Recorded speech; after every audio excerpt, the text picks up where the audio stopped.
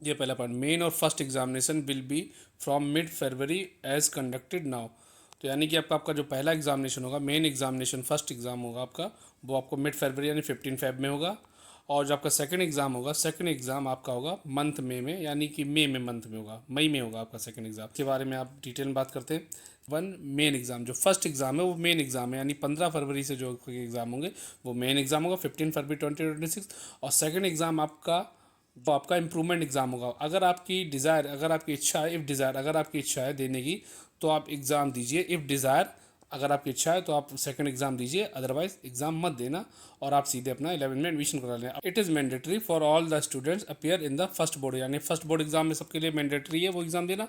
All pass student, यानी जो जो student first board exam pass कर सकते हैं तो उन्हें परमिशन मिल जाएगी कि वो सेकंड एग्ज़ाम देना चाहते हैं या नहीं देना चाहते हैं। अगर जो फर्स्ट बोर्ड एग्ज़ाम, पहला मेन एग्ज़ाम पास होने वाले स्टूडेंट सेकंड बोर्ड एग्ज़ाम जो आपका फर्स्ट वीक ऑफ मई में होगा, अगर वो देना चाहते हैं तो उनको केवल 3 सब्जेक्ट में एग्ज़ाम देने की परमिशन होगी। ये लिखा हुआ, all pass and eligible students will be allowed to improve their performance, यानी वो अपनी परफॉर्मेंस को इम्प्रूव कर सकते हैं इन एनी ऑफ 3 सब्जेक्ट्स, यानी सिर्फ 3 सब्जेक्ट्स में अपनी परफॉर्मेंस को इम्प्रूव कर सकते हैं। कौन कौन से 3 सब्जेक्ट्स हैं? Science, math, social science and language, यानी इन 4 में से any of 3 subjects out of यानी science, maths, social science and language, language यानी हिंदी लैंग्वेज, इंग्लिश लैंग्वेज और रीजनल लैंग्वेज आपकी होगी। तो कोई भी 4 में से 3 सब्जेक्ट्स में आपके एग्ज़ाम दे सकते हैं। आप आईटी का एग्ज़ाम नहीं देंगे, याद रखिएगा ये बात। तो आपका पहला सब्जेक्ट कौन सा है? साइंस, सेकंड सब्जेक्ट है आपका math, third subject social science और फोर्थ सब्जेक्ट आपका कोई लैंग्वेज का सब्जेक्ट होगा। तो इन 4 में से किन्हीं भी 3 सब्जेक्ट्स के आप एग्ज़ाम दे सकते हैं। कब देंगे? वो सेकंड एग्ज़ाम आपका होगा मई में।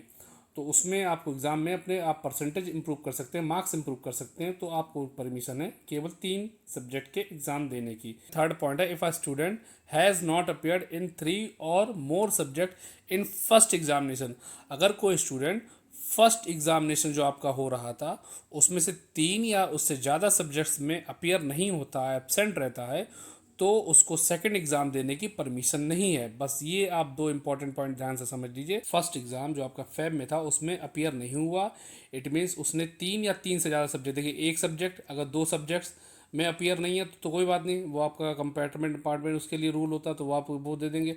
अगर वो आपका 3 या 3 से ज़्यादा एग्ज़ाम में अपियर नहीं हुआ तो वो क्या होगा, तो वो आपका इसेंशियल रिपीटेड कैटेगरी में आएगा। कौन सी कैटेगरी? इसेंशियल रिपीटेड कैटेगरी में आएगा।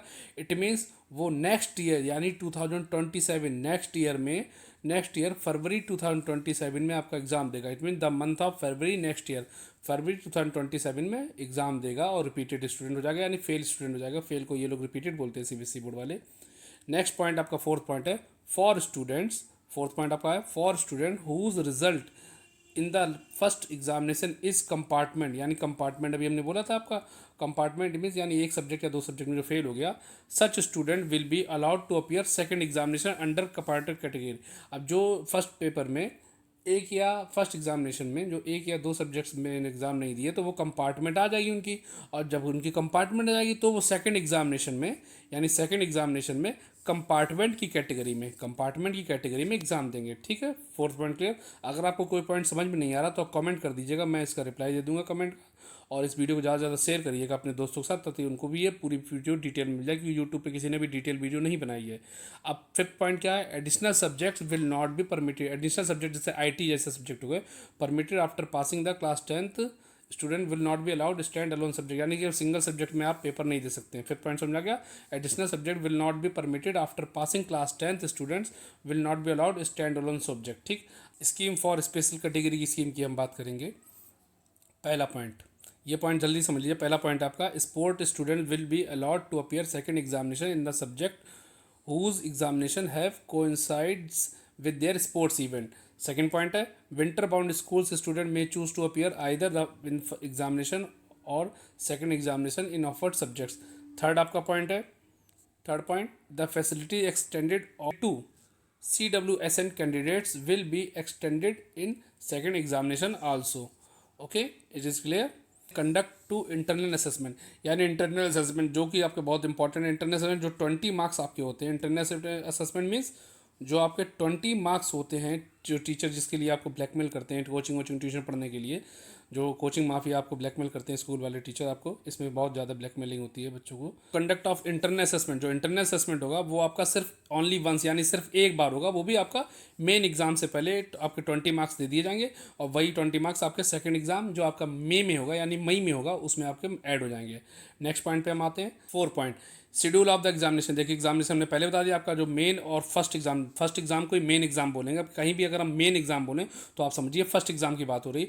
तो फर्स्ट यानी कि मेन एग्जाम जो आपका होगा वो मिड फरवरी यानी 15 फरवरी से आपका होगा, और जो आपका सेकंड एग्जाम होगा जो आपका वो द मंथ ऑफ मई, यानी सेकंड एग्जाम आपका मई मंथ में होगा। अब आपका नेक्स्ट पॉइंट पे हम आते हैं, eligibility criteria of appearing the examination. Eligibility criteria क्या है इसका एग्जामिनेशन अपेयर होने का? फर्स्ट एग्जामिनेशन जो कि आपका मेन एग्जामिनेशन है उसका एलिजिबिलिटी क्राइटेरिया की बात करते हैं। फर्स्ट एग्जामिनेशन के लिए number A point, fresh student class 10 का होना चाहिए यानी फेलियर नहीं होना चाहिए। Number B point, second chance compartment. C point, essential repeated और प्रीवियस ईयर का स्टूडेंट भी हो सकता है, वो भी आपका मेन एग्जाम दे सकता है, प्रीवियस ईयर का स्टूडेंट भी, और इम्प्रूवमेंट एग्जामिनेशन भी दे। सेकंड पॉइंट बात करें, the eligibility to appear in the second examination will be. तो जो सेकंड एग्जामिनेशन है उसकी एलिजिबिलिटी क्या है? पहला point, improvement category up to 3 main subject. जो 3 मेन सब्जेक्ट आपके बताए थे कौन कौन से, आपका पहला था साइंस मैथ, साइंस मैथ के बाद क्या था आपका? वेरी गुड, सोशल साइंस था, और एक आपका लैंग्वेज सब्जेक्ट जो था, जैसे हिंदी इंग्लिश हो गया आपका, रीजनल लैंग्वेज हो गई। तो वो वाले उन 4 में से कोई 3 सब्जेक्ट के आपको एग्जाम देने होंगे। सेकंड पॉइंट क्या है? फर्स्ट 3 चांस कंपार्टमेंट के होंगे, फर्स्ट और थर्ड चांस होगा आपका कंपार्टमेंट का। थर्ड पॉइंट का कंपार्टमेंट प्लस इंप्रूवमेंट एग्जाम दे सकता है। फोर्थ पॉइंट आपका improvement for student passed by the replacement of the subject. Syllabus and scheme of the examination क्या रहेगी? Both the examination will be conducted the full syllabus, यानी पूरा syllabus आएगा, कोई भी हाफ या 75% 90% सिलेबस नहीं है, पूरा 100% सिलेबस आएगा आपका, पूरे ईयर का सिलेबस पूरा आएगा। स्कीम क्या होगी? Scheme of studies and scheme of examination will be remain the same. जो आपकी स्कीम पहले थी वही आपकी स्कीम भी सेम रहेगी, ठीक है। आप कमेंट करिएगा, हम स्कीम भी आपको दे देंगे, पीडीएफ भी दे देंगे इसकी आपको। LOC submission for the examination क्या है आपका? एलओसी सबमिशन पहला point, filling the of LOC and appearing in the main first examination will be compulsory. जो पहला एग्जामिनेशन है उसमें बैठना कंपलसरी, मैंने बताया भी था आपको पहले कि फर्स्ट एग्जाम आप ज़रूर देंगे। फर्स्ट एग्जाम में जो पास होगा उसी को सेकंड एग्जाम जो आपका मई में होगा उसको देने का मौका मिलेगा। और फर्स्ट एग्जाम में अगर किसी बच्चे ने 3 सब्जेक्ट या 3 से ज़्यादा सब्जेक्ट के पेपर नहीं दिए हैं तो उसको सेकंड एग्जामिनेशन देने का मौका नहीं मिलेगा, और वो बच्चा आपका फेल कैटेगरी में आएगा, ये भी चीज़ याद रखिएगा, ठीक है। और फर्स्ट एग्जाम फिर एलओसी में क्या है? सेकंड पॉइंट इसका, LOC for the second examination will be filled in separately, however no new names will be added to the LOC of the second examination. Third point, subject change will not be allowed from the first examination to second examination except permitted as per policy। जो सी policy है उसी के हिसाब से चलेंगे। 8th point आपका result declaration. First exam जो आपका मेन एग्जाम है उसका रिजल्ट आपका अप्रैल मंथ में आ जाएगा, अप्रैल के सेकंड वीक या थर्ड वीक में आ जाएगा। और रिजल्ट डिक्लेरेशन सेकंड एग्जामिनेशन, जो सेकंड एग्जामिनेशन होगा उसका रिजल्ट आपका आ जाएगा जून के मंथ में आ जाएगा। अब जैसे ही आपका मेन एग्जाम का रिजल्ट आता है उसके बाद आपका रिजल्ट डिजी लॉकर एक ऐप है उसमें आपका रिजल्ट आ जाएगा, वहाँ से आप डिजी लॉकर से अपना रिजल्ट देख सकते हैं, डाउनलोड कर सकते हैं, और उसको आप यूज़ करेंगे क्लास 11th में एडमिशन के लिए। तो जो बच्चे फर्स्ट एग्जाम के बाद ही जिनका रिजल्ट अच्छा आ गया तो वो क्लास 11 में क्या हो जाए अपना एडमिशन ले लीजिएगा। If that student does not wish to appear second examination, अगर आपकी विश नहीं है सेकंड एग्जामिनेशन आप नहीं देना चाहते हैं, ठीक है, फॉर इम्प्रूवमेंट के जो सेकंड एग्जाम है अगर वो नहीं देना चाहते हैं तो आप क्लास 11 में एडमिशन ले लीजिए, जाहिर सी बात है। Passing document will be issued to all the student after the result of second exam. और जो आपके पास के डॉक्यूमेंट है, जो पासिंग डॉक्यूमेंट आपकी मार्कशीट जो होगी, मार्कशीट की बात हो रही है, मार्कशीट आपकी सेकंड एग्जामिनेशन के बाद ही आएगी, सेकंड एग्जामिनेशन के रिजल्ट यानी जून के बाद ही आपकी मार्कशीट जुलाई अगस्त तरफ जुलाई में ही आ जाएगी आपकी, ठीक। थर्ड पॉइंट पे बात करते हैं। थर्ड पॉइंट क्या? Merit certificate. जो आपका मेरिट सर्टिफिकेट है वो भी आपका सेकंड एग्जामिनेशन के बाद ही आएगा। Okay, is is clear. Next point, post result facility. अब पोस्ट रिजल्ट फैसिलिटी क्या है? फैसिलिटी जैसे फोटो कॉपी होती है, वेरिफिकेशन होता है, री एवोल्यूशन होता है। जो स्टूडेंट चाहते हैं अपने मार्क्स देखना चाहते हैं या अपने मार्क्स की फोटो कॉपी देखना चाहते हैं, री एवोल्यूशन देखना चाहते हैं, तो उनका भी आपका सेकंड एग्जामिनेशन के बाद ही मिलेगा। वो फैसिलिटी भी आपके सेकंड एग्जामिनेशन के बाद यानी कि आपकी जून में मिलेगी जाके।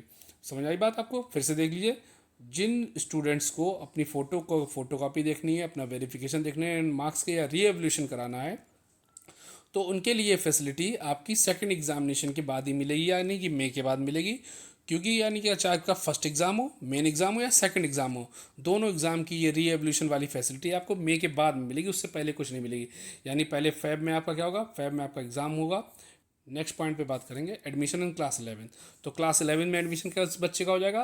Students not qualified in the main examination will be allowed, यानी जो student first exam main exam में पास नहीं हो पाए हैं तो उनको हम अलाउ कर दिया जाएगा 11 में बैठने के लिए। प्रोविजनल एडमिशन मिलेगा। कैसा एडमिशन मिलेगा उनका? प्रोविजनल एडमिशन इन क्लास 11 में उनको प्रोविजनल एडमिशन मिलेगा based on the result of second examination, यानी सेकेंड एग्जामिनेशन के बेस पे उनका एडमिशन कंफर्म किया जाए। There admission will be confirm, जो उनका सेकंड एग्जामिनेशन का रिजल्ट आएगा उसी के बेस पे उनका एडमिशन कंफर्म होगा। आपने मुझे अपना समय दिया, thank you very much, have a nice day.